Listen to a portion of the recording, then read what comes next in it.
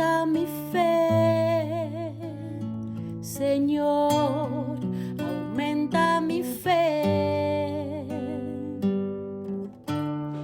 aumenta mi fe, Señor, aumenta mi fe, que nunca olvide tus promesas, que nunca olvide tus palabras, que Él lo crea, que no lo dude jamás. Tu palabra me dice, todo el que pide se le dará, y el que toque a la puerta se le abrirá. Todo es posible, todo es posible para ti, Señor. Aumenta mi fe, Señor, aumenta mi fe, aumenta mi fe, Señor, aumenta mi fe, aumenta mi fe, aumenta mi fe, aumenta mi fe, aumenta mi fe, aumenta mi fe, aumenta mi fe, aumenta mi fe, aumenta mi fe, Señor.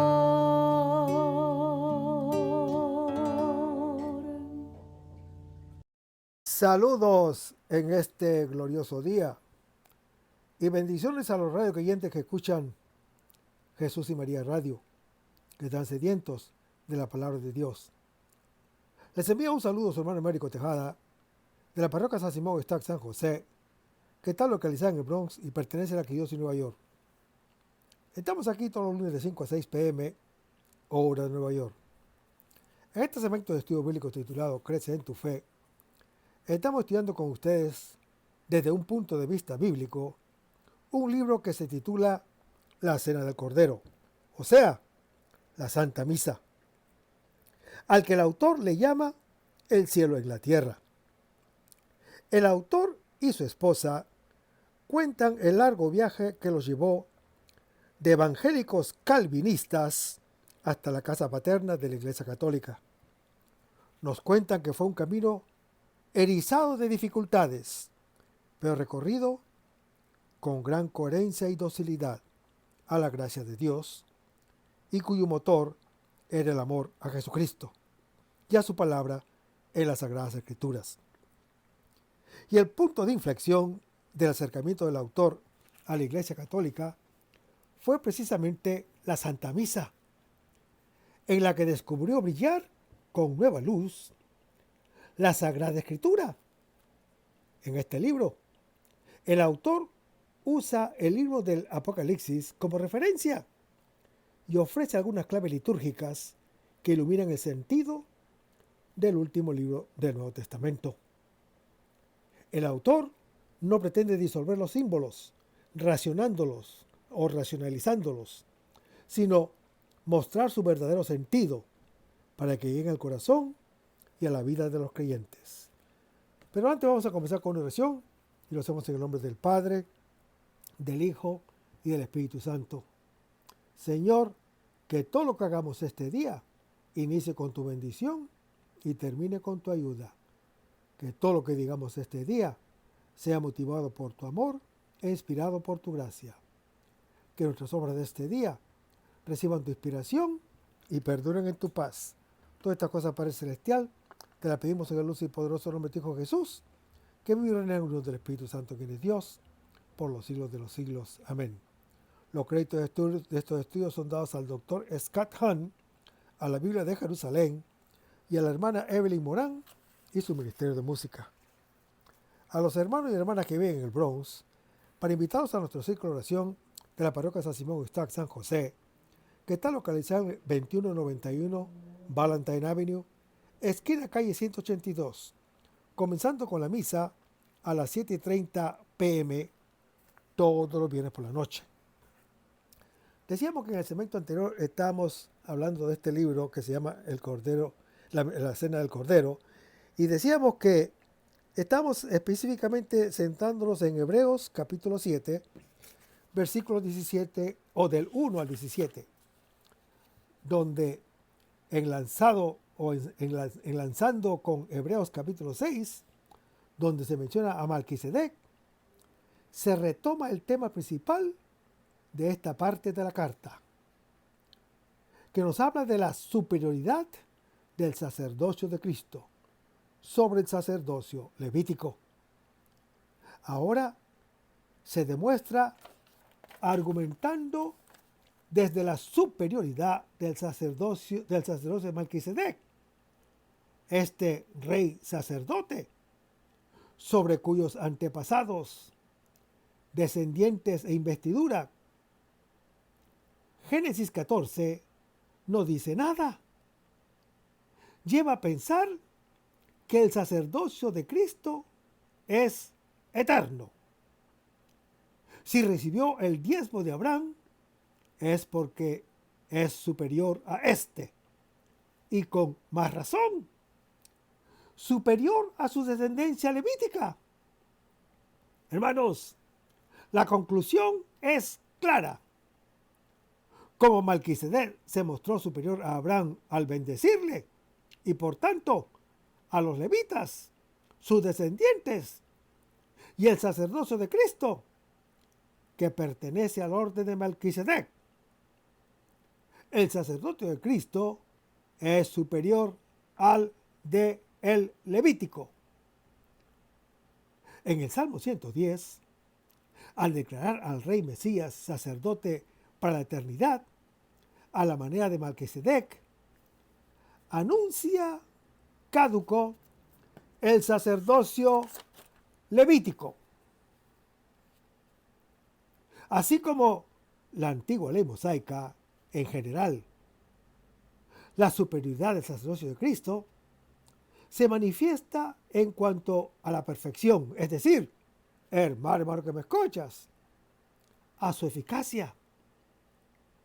En el Antiguo Testamento, la ley mosaica tuvo como tarea anunciar una ley mejor, la de Cristo, llena de esperanza, que abre las puertas a la vida eterna. Por último, se demuestra la superioridad del sacerdocio de Cristo en cuanto a su eternidad y unidad.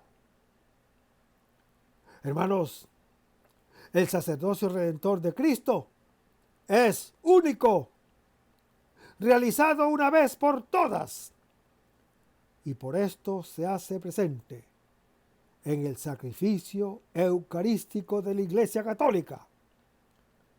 Lo mismo acontece con el único sacerdocio de Cristo. Se hace presente por el sacerdocio ministerial, sin que con ello quebrante la unicidad del sacerdocio de Cristo. El mismo Abraham volvería a visitar el lugar de Salem unos años después, cuando Dios le pidió que hiciera un último sacrificio. En Génesis capítulo 22, Dios dice a Abraham: toma tu hijo, tu único hijo Isaac, al que amas, y vete a la tierra de Moría, y ofrécelo como holocausto sobre uno de los montes. La tradición israelita, recogida en 2 Crónicas capítulo 3, identifica a Moría con el futuro templo situado en Jerusalén. Abraham viajó allá con su hijo Isaac, que llevaba a sus espaldas la leña para el sacrificio, como lo anuncia Génesis capítulo 22. Cuando Isaac preguntó: ¿dónde estaba la víctima? Abraham replicó: Dios se proveerá al cordero o el cordero para el sacrificio, hijo mío.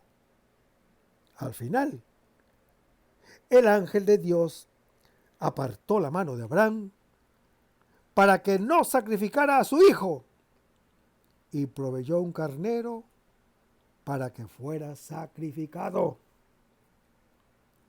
En este relato, hermano que me escuchas, Israel discernirá el compromiso divino de hacer de los descendientes de Abraham una nación poderosa.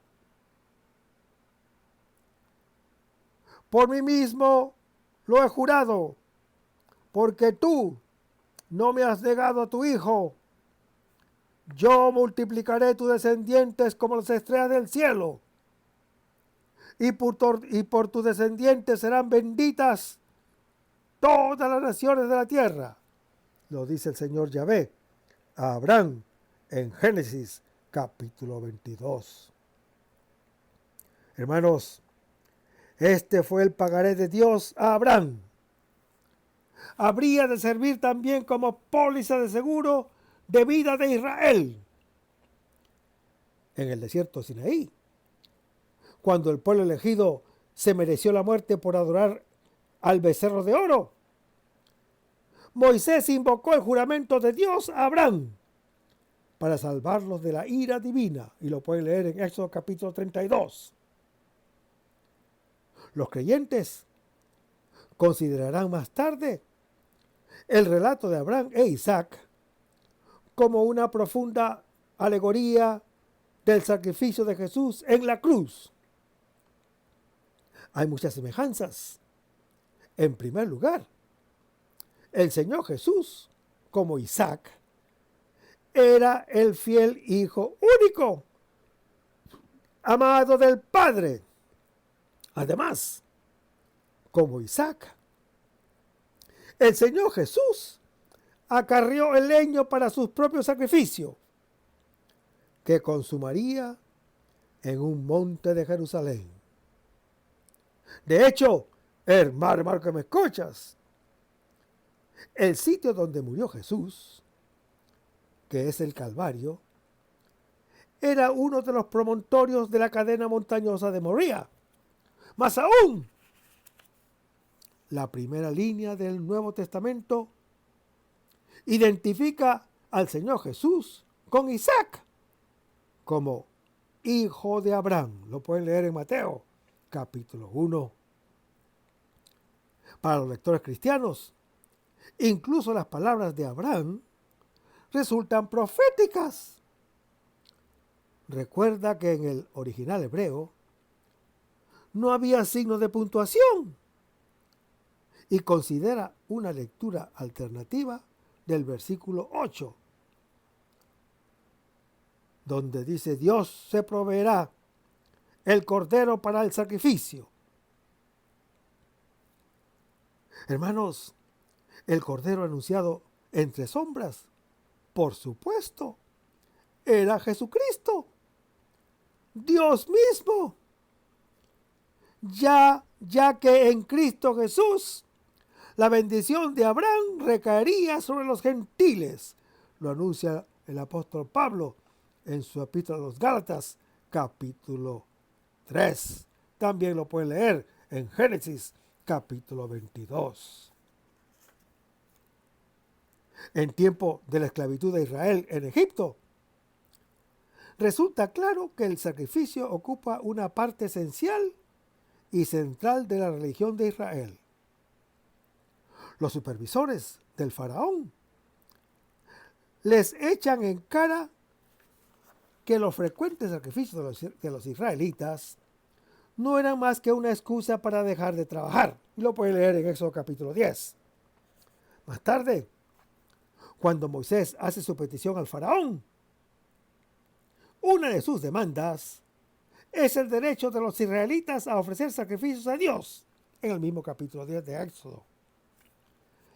¿Qué significaban todas estas ofrendas? Hermanos, El sacrificio de un animal significaba muchas cosas para los antiguos israelitas. Era un reconocimiento de la soberanía de Dios sobre la creación. Cuando decían, la tierra es del Señor, como lo anuncia el Salmo 24. El hombre reconocía este hecho, devolviendo a Dios lo que en última instancia es suyo.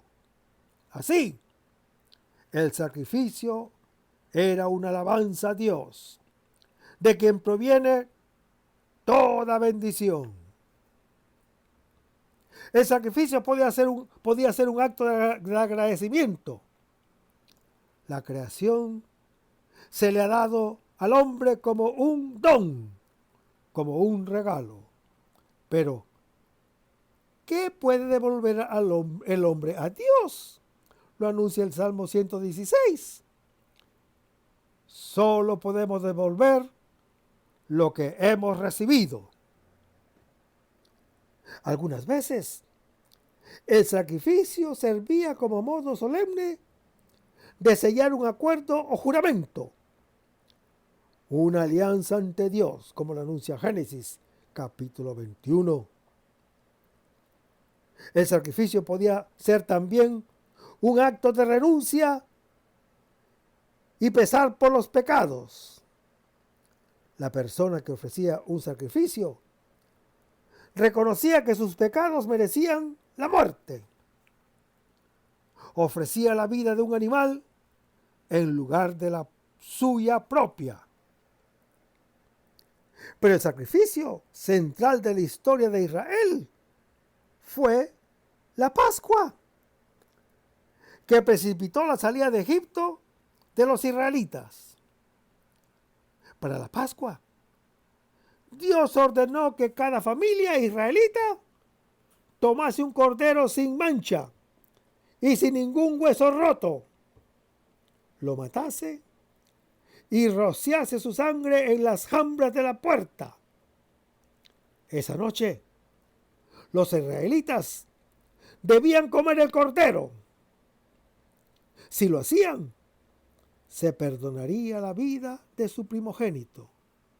Si no lo hacían, su primogénito moriría esa noche, junto con todos los primogénitos de su rebaño, como está en Éxodo capítulo 12, Éxodo capítulo 12, donde aquí vemos que la comunidad de los israelitas conmemora la liberación de la esclavitud egipcia. Este acontecimiento es tan importante que va a marcar el inicio del cómputo del tiempo religioso en Israel. La víctima será una res de ganado menor, sin defecto, puesto que ha de ofrecerse a Dios.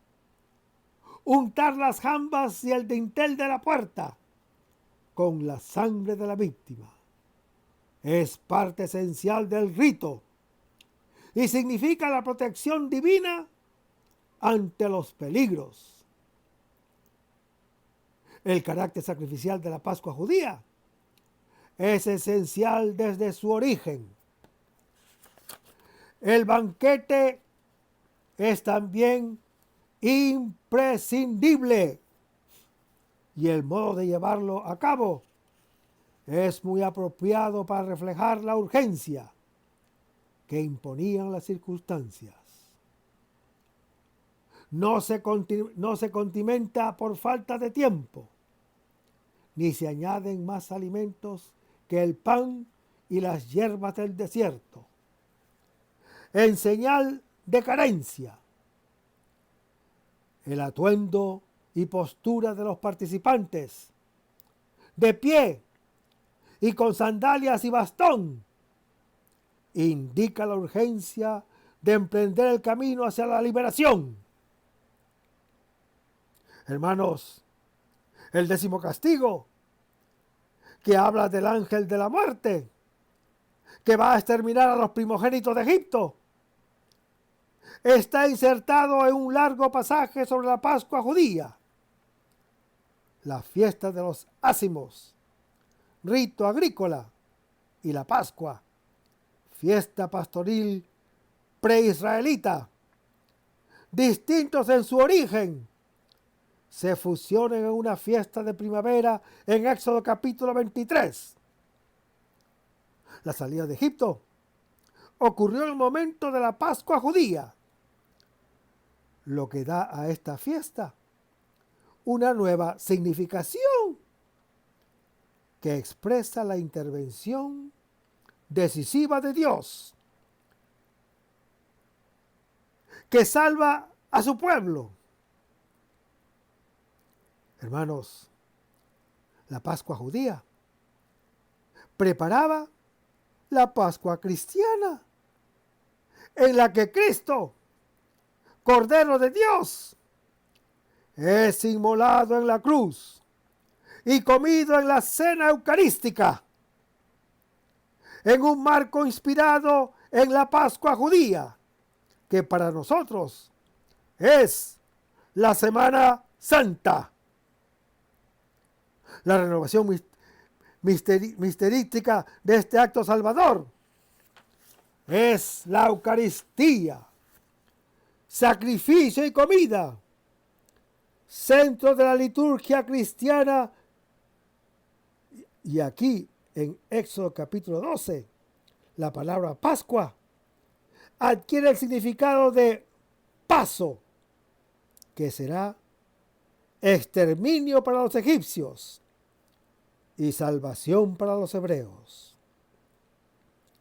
Hermanos, en el Nuevo Testamento se aplicará el paso de Cristo al Padre Celestial por medio de la muerte y resurrección, y al paso de la Iglesia al reino eterno.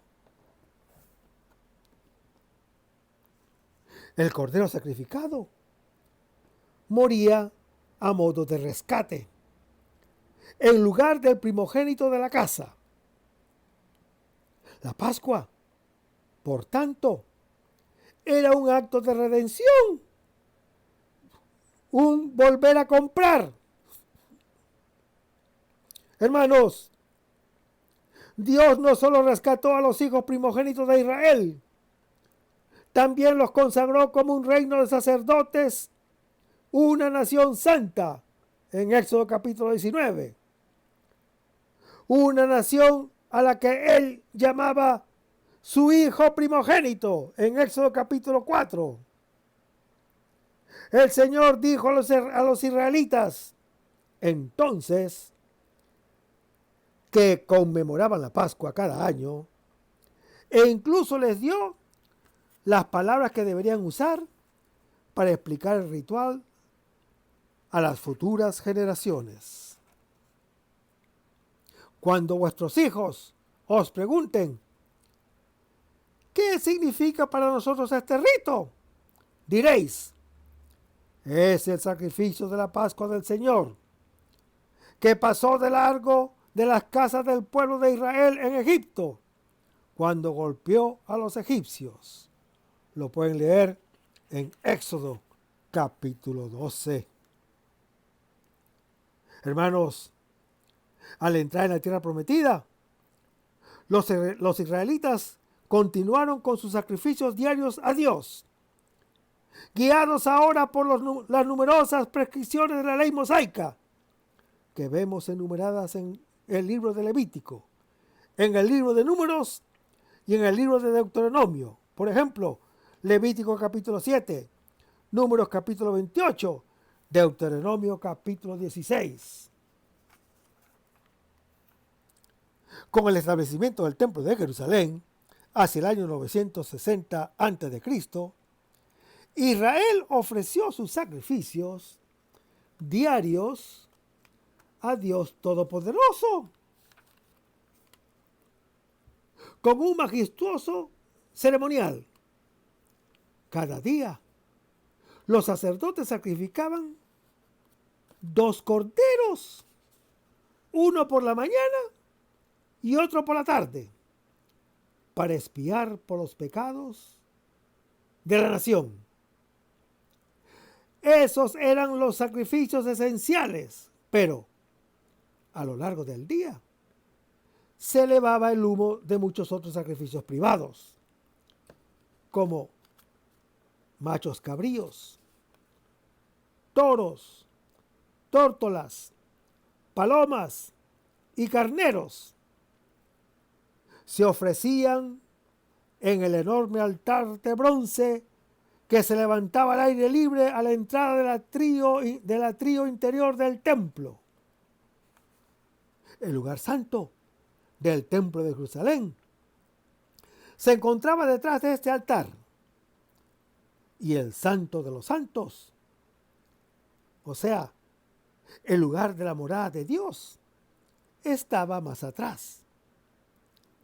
El altar del incienso se encontraba justo delante del santo de los santos.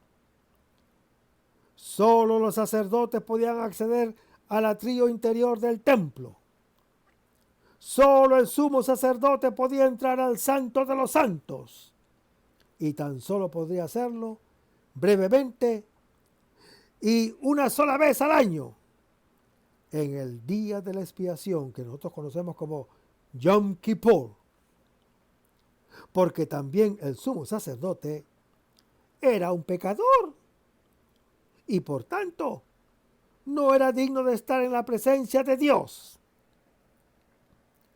Hermanos, el templo de Jerusalén recapitulaba todos los tipos de sacrificios que había habido antes, construido en el sitio donde Melquisedec había ofrecido pan y vino, y donde Abraham había ofrecido a su hijo, y a donde Dios había hecho su juramento de salvar a todas las naciones. El templo de Jerusalén servía como un lugar permanente de los sacrificios, el principal de los cuales era idéntico al más antiguo sacrificio, el de Abel, que fue el cordero. El día grande del sacrificio seguía siendo la fiesta de Pascua, cuando casi 2,5 millones de peregrinos abarrotaban Jerusalén, procedentes de los rincones más lejanos del mundo conocido. El historiador judío del siglo I, Josefo, hace constar que en la Pascua del año 70 después de Cristo, solo unos meses antes de que los romanos destruyesen el templo de Jerusalén, y unos 40 años después de la ascensión de Jesús, los sacerdotes ofrecieron más de 250,000 de corderos en el altar del templo de Jerusalén. 256,500 para ser más precisos. ¿Eran todos estos sacrificios únicamente un ritual vacío? No, hermano que me escuchas, no. Aunque el sacrificio por sí mismo era claramente insuficiente. Dios pedía también un sacrificio interior. El salmista declaraba que el sacrificio aceptable a Dios es un espíritu quebrantado. Lo anuncia el Salmo 51. El profeta Oseas hablaba de parte de Dios diciendo: yo deseo un amor firme y no sacrificio, el conocimiento de Dios más que víctimas quemadas. Y lo anuncia en Oseas capítulo 6. Pero la obligación de ofrecer sacrificios permanecía. Sabemos que el Señor Jesús observó las leyes judías relativas al sacrificio. Celebró la Pascua cada año en Jerusalén y, presumiblemente, comió el cordero sacrificado, al principio con su familia y después con sus apóstoles. Al fin y al cabo, no era una cuestión opcional, porque consumir el cordero era la única forma por la que un fiel judío podía renovar su alianza con Dios. Y el Señor Jesús era un fiel judío. Pero la Pascua tenía en la vida del Señor Jesús una importancia mayor de lo normal. Era central para su misión. Era un momento definitivo. Jesús es el Cordero. Cuando Jesús estaba ante Pilato, San Juan el apóstol anota que era el día de la preparación de la Pascua. Era alrededor de la hora sexta en Juan capítulo 19. El apóstol Juan sabía que la hora sexta era la hora que los sacerdotes estaban empezando a sacrificar los corderos pascuales en el templo de Jerusalén. Entonces, es el momento del sacrificio del Cordero de Dios. Pero vayamos a Juan capítulo 19, donde dice que nos hallamos en el choque definitivo. Las tinieblas han salido reunidas para juzgar y condenar al Nazareno. Pero la luz del mundo disuelve la tiniebla que la ha aprisionado. En efecto, hermano que me escuchas, el Señor Jesús ejecuta soberanamente el juicio de Dios. En lugar de condenar a alguno, da su vida por todos. Contra el Hijo, enviado por el Padre, se han congregado todos los poderosos para llevar a cabo lo que la voluntad del Señor había dispuesto que sucedería, según Hechos capítulo 4. Manifestar a todos su amor, manifestar a todos su gloria y salvación nuestra. Después del interrogatorio en casa de Anás y la pausa en la casa de Caifás, sigue el proceso en el pretorio. Los acusadores son los jefes religiosos. El juez es el representante del imperialismo, que entonces era el de los romanos. Hermanos, el proceso es político. La realeza de Jesús, aunque no es de este mundo, está en este mundo. Cuando el evangelista Juan habla de judíos, no se refiere al pueblo judío como de un modo funesto. Muchos han querido entenderlo.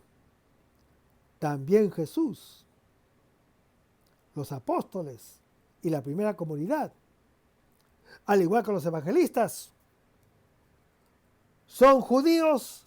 El término judíos usado en sentido negativo indica esos jefes cuyo único interés es tener al pueblo bajo el propio dominio, que según la crítica profética de que habla el profeta Ezequiel en su capítulo 34, no son pastores, sino ladrones y salteadores, que se les llama únicamente judíos, porque se consideran como tales, ellos mismos en forma exclusiva, y excluyen a los otros que también lo son. De todos modos, tampoco los jefes son todos así. Basta recordar a Nicodemo en Juan capítulo 3 y a José de Arimatea en Juan capítulo 19, y a Gamaliel en Hechos capítulo 5. Hermanos, Juan el Evangelista introduce a la mitad del proceso ante Pilato la flagelación del Señor Jesús y una escena de ultraje. Los soldados romanos tejen una corona de espinas que ponen sobre la cabeza de Jesús. Le visten un manto de púrpura y luego, mofándose de él, le dicen: ¡Salve, rey de los judíos! Y le dan de bofetadas. Hermanos, este pasaje de ultrajes insiste en la condición del Señor Jesús como rey, a diferencia de los ultrajes en casa de Anás que tocaba al Señor Jesús en su calidad de profeta, siervo de Yahvé. Este acontecimiento, hermano que me escuchas, es el cumplimiento de los anuncios proféticos hechos por el Señor Jesús en Marcos capítulo 10. Poncio Pilato, viendo por una parte que la multitud se agitaba y exigía la muerte del Señor Jesús, y por otra, que Jesús era inocente, acudió a un expediente que le permitiera darle la libertad. Sujetó a Jesús a los escaños de la soldadesca, que lo coronaron rey. Los ultrajes, pues, deberían tener lugar a la mitad del proceso. No así la flagelación, que era el preludio oficial de toda crucifixión.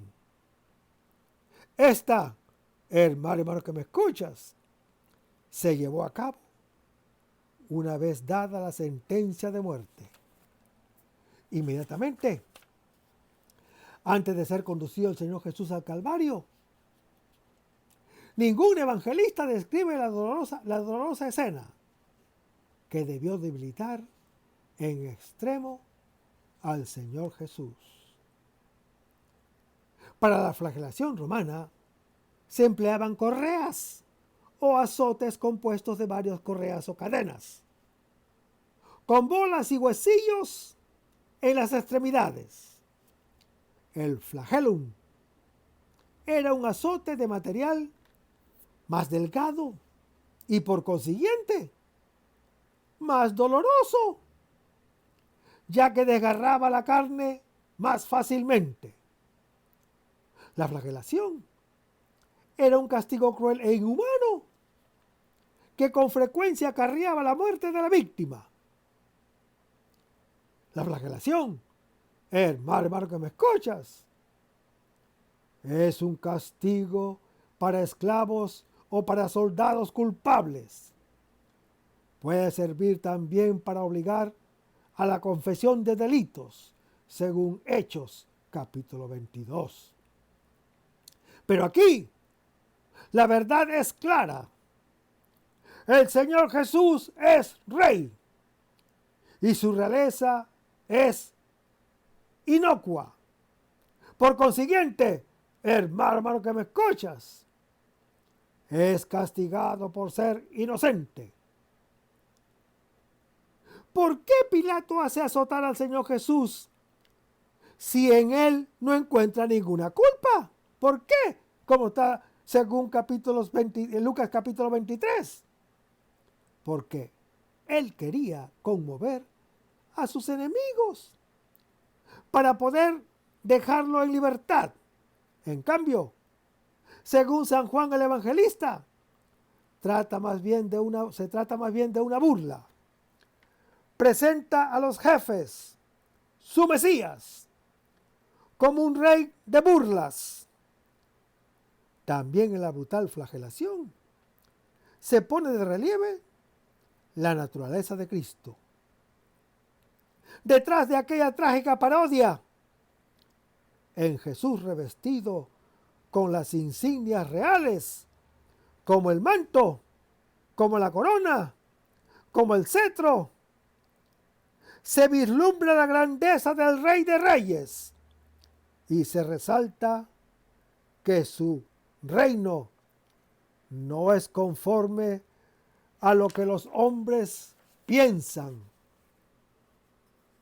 Contemplar a nuestro rey azotado, coronado de espinas, revestido de púrpura, encarnizado y abofeteado, nos hace comprender la mentira del mundo y la verdad de Dios. Como las llagas de la flagelación, así también las bofetadas evocan la figura del siervo de Yahvé que anuncia el profeta Isaías. Pilato sale de nuevo hacia la muchedumbre y por segunda vez reconoce públicamente: no encuentro en él ningún motivo. Entonces aparece el Señor Jesús, llevando la corona de espinas y el manto de púrpura. Solamente ahora sabemos que la coronación ha tenido lugar dentro del pretorio. Y mostrándolo, Pilato dice: ¡he aquí el hombre!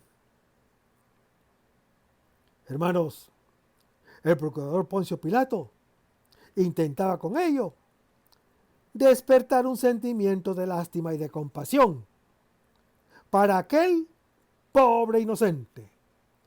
Pero en vano, todo fue en vano. Pilato reconoce la inocencia del Señor Jesús al oír que los judíos acusan a Cristo de haberse proclamado Hijo de Dios. Aumenta su temor. Sus palabras cuando le pregunta a Jesús: ¿de dónde eres tú?, significan propiamente: ¿quién eres tú? De forma que pregunta al Señor Jesús por el misterio de su persona. Pero Cristo no le contesta, como había anunciado el profeta. Como cordero ante sus trasquiladores, no abrió boca, en Isaías capítulo 53. Los sacerdotes judíos y sus servidores, al verlo, gritaron: ¡crucifica! ¡Crucifica! A lo que Pilato, contrariado, responde: tómelo ustedes y crucifíquenlo, porque yo no encuentro en él ningún motivo. En la pasión, según Juan el Evangelista, nunca aparece el pueblo. Cuando se habla de judíos, se entiende sus jefes sacerdotes. Los sirvientes son los guardias armados del templo, que habían participado con los soldados romanos en la captura del Señor Jesús. El pueblo, como pueblo, no es responsable de la muerte del Señor Jesús. Lo son los jefes judíos y romanos. Están bajo el influjo del príncipe de este mundo, Satanás, que el Señor lo reprenda donde esté. Como Judas que traiciona. Pilato, al decir a los jefes religiosos que lo tomen y lo crucifiquen, les recuerda con sarcasmo que no pueden darle muerte, porque el verdadero jefe es él, o sea, Pilato. El único que tiene el poder de dar muerte. Intervienen luego los judíos, descubriendo la verdad, la verdadera causa que los ha movido a condenar a Jesús.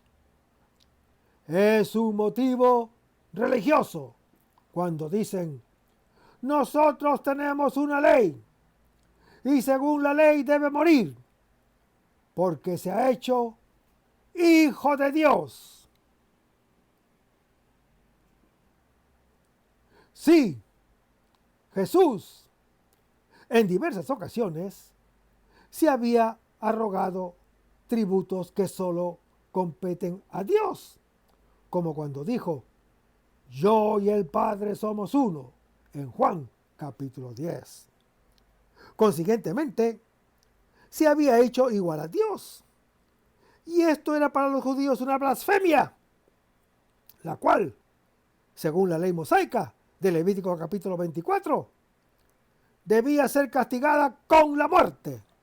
Más aún, hermano que me escuchas, cuando el Señor Jesús es acusado de ser el Hijo de Dios, se le acusa no solo de blasfemia, sino también de ser un falso profeta que hizo signos para autentificar sus pretensiones y apartar al verdadero judío de la ley de Moisés.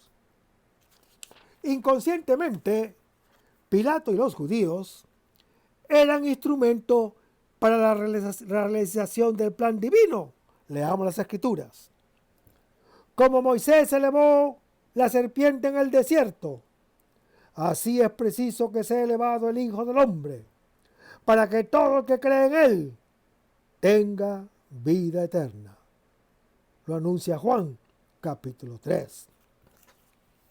Hermanos, Pilato, el procurador romano, habiendo oído la palabra de los judíos, se llena más de temor. Crece en él un temor sagrado. No teme a los jefes, a quienes desprecia, sino que teme a este hombre que está ante él. Ha entrevisto en él un poder diferente del suyo. Entra nuevamente Pilato y pregunta a Jesús, ¿de dónde eres? Pero el Señor Jesús no le responde. El procurador Poncio Pilato insiste y Jesús contesta, no tendrías poder alguno contra mí si no te hubiera sido dado de lo alto. Hermanos, el procurador Poncio Pilato es únicamente instrumento de los planes divinos. Si puede condenar a Jesús, es porque ha recibido de Dios ese poder. En definitiva, hermano que me escuchas, si el Hijo de Dios muere, es porque Él tiene poder de dar su vida y poder para volverla a tomar, según el mandato de su Padre Celestial. Pilato, impresionado, tal vez con un poco de superstición, busca la manera de dejar en libertad al Señor Jesús. Después del juicio de Jesús, ofrece el conflicto interior o crece el conflicto interior de Pilato. Es devuelto a su conciencia que quería aludir.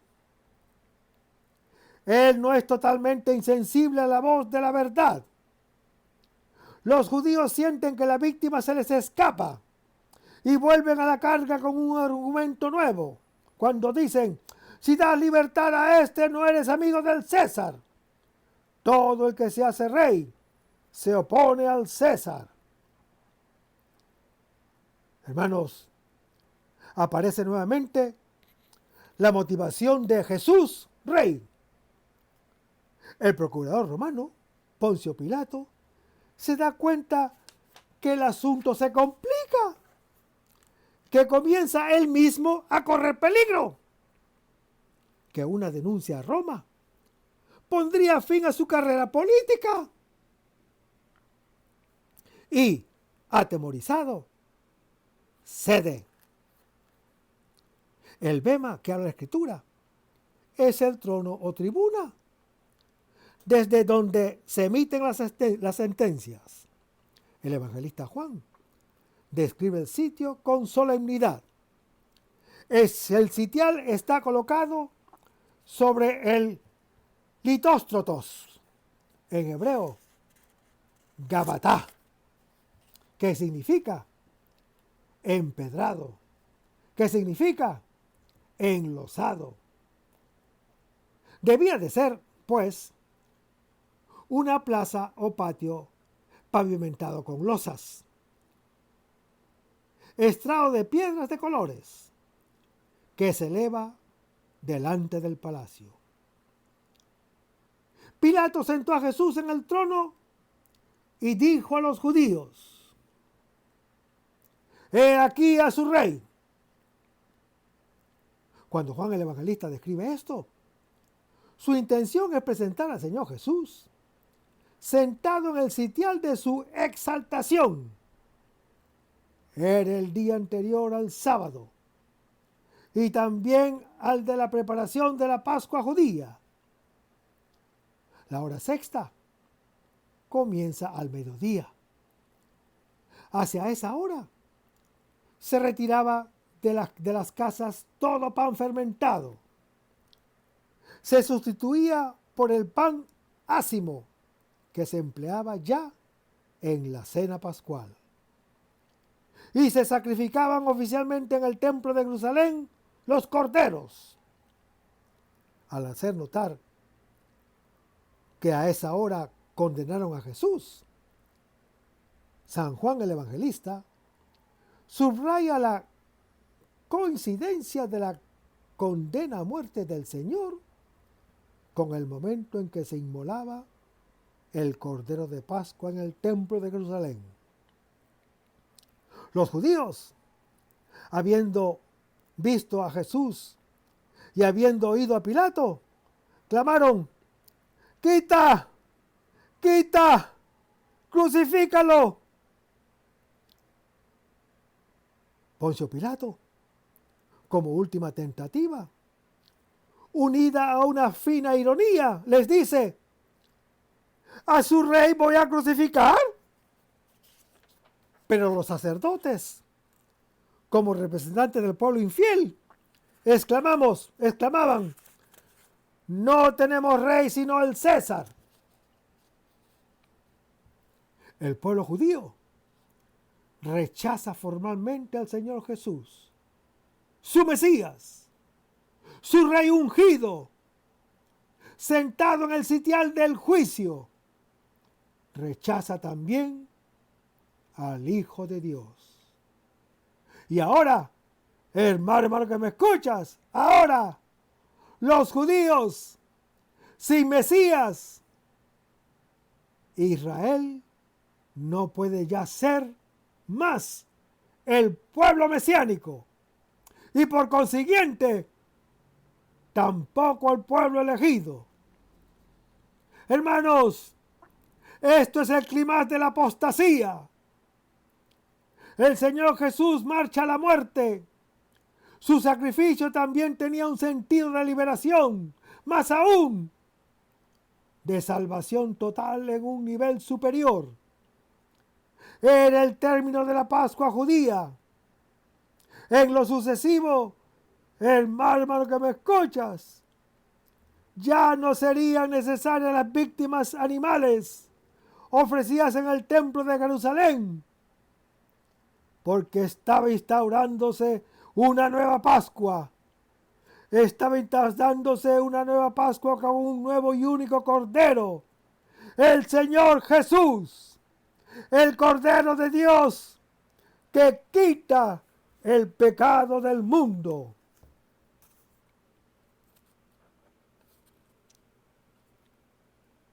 A continuación, Juan el Evangelista se refiere a que ninguno de los huesos del Señor Jesús fue quebrantado o fue quebrado en la cruz para que se cumpliese la escritura. Lo puede leer en Juan capítulo 19. ¿Qué escritura era esa? ¿Sabe dónde eso está, hermano que me escucha? ¿Saben? Por favor, léanlo. Éxodo capítulo 12. Ahí dice que al Cordero Pascual judío no se le puede romper ni un solo hueso. Que estipulaba el Éxodo capítulo 2, que el Cordero Pascual no debía tener ningún hueso roto. Vemos entonces que el Cordero de Dios, como el Cordero Pascual, es una ofrenda cabal, un cumplimiento perfecto.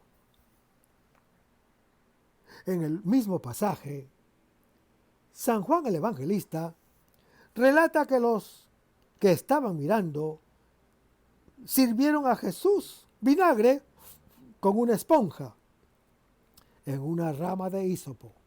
Lo pueden leer en Éxodo capítulo 12. Con ese mismo hisopo marcaron las marquesinas de la puerta con la sangre del cordero. Y también lo habla Juan capítulo 19. El hisopo era la rama prescrita por la ley para rociar la sangre del cordero. Así pues, esta simple acción marcaba el cumplimiento de la nueva y perfecta redención. Y Jesús gritó: todo está consumado. Finalmente, hermano que me escuchas, al hablar del vestido del Señor Jesús, a la hora de la crucifixión, el evangelista San Juan usa el término preciso para designar la vestidura que llevaba el sumo sacerdote cuando ofrecía sacrificios como el del Cordero Pascual. Vayamos ahora a Juan capítulo 19, versículos 28 al 37. Y el resto, hermano que me escuchas, lo vamos a ver en el próximo segmento. Manténgase en sintonía. Vamos a despedirnos con una oración. Lo hacemos en el nombre del Padre, del Hijo y del Espíritu Santo. Señor Jesús, ayúdanos a conservar el fervor espiritual, la dulce y confortable alegría de evangelizar, incluso cuando hay que sembrar entre lágrimas, como Juan el Bautista, como lo hicieron los apóstoles Pedro y Pablo y los otros apóstoles, y también esa gran multitud de evangelizadores que se han sucedido a lo largo de la historia de la Iglesia Católica, con un ímpetu interior que nada ni nadie sea capaz de extinguir. Señor Jesús, que sea esta la mayor alegría de nuestras vidas entregadas al Evangelio. Y ojalá que el mundo actual pueda así recibir la buena nueva de tu Evangelio, porque tenemos la tarea de anunciar el reino de Dios y de implantar tu iglesia en este mundo que todavía no te conocen. Todas estas cosas, Padre Celestial, te las pedimos en el dulce y poderoso nombre de tu Hijo Jesús, que vive y reina en unión del Espíritu Santo, quien es Dios, por los siglos de los siglos. Amén. Hasta el próximo segmento. Que el Señor nos bendiga.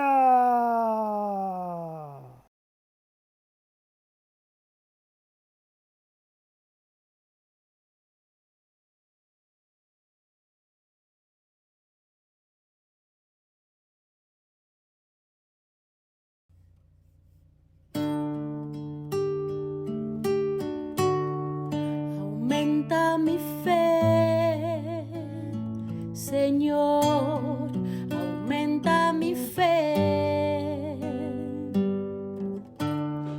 Aumenta mi fe, Señor, aumenta mi fe. Que nunca olvide tus promesas, que nunca olvide tus palabras, que Él lo crea, que no lo dude jamás. Tu palabra me dice: todo el que pide se le dará, y el que toque a la puerta se le abrirá. Todo es posible, todo es posible para ti, Señor. Aumenta mi fe, Señor, aumenta mi fe. Aumenta mi fe, Señor, aumenta mi fe. Aumenta mi fe, aumenta mi fe. aumenta mi fe, aumenta mi fe, aumenta mi fe, aumenta mi fe, aumenta mi fe, aumenta mi fe.